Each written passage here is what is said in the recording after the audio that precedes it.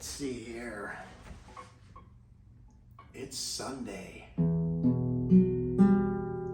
Everybody ready to start a new week?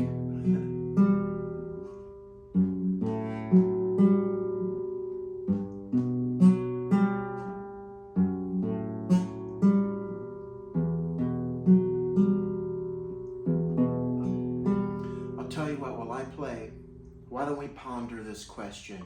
Why are we all even here? That's a good one.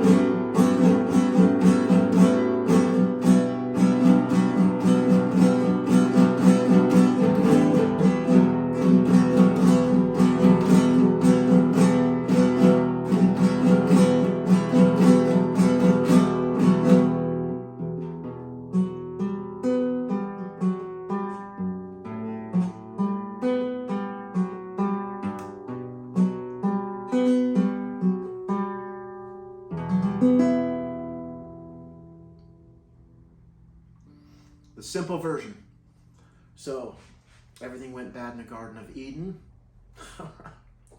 Adam and Eve partook of the tree of knowledge. So we basically have in us the ability right now to know if it's good or evil, good and bad for us right away.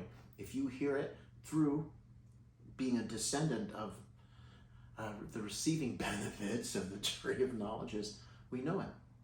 So anything anybody tells you, anything you think, hear, see, instinctively something in your heart, something's off, you'll know if it's good or bad for you. So what does that have to do with why we're here? It's pretty important because the other fruit that they didn't eat from the tree was the tree of life. So if you eat from the tree of life, you cannot be killed. That is super, super interesting and pretty frightening. Think about what would happen if Hitler couldn't be killed and neither could you. The terrible things that could be done to people if you could never die. You would never want somebody like that to eat from the tree of life. I mean, God, it would be horrible. And there's all kinds of people, it doesn't have to be that bad, that should probably never have the tree of life.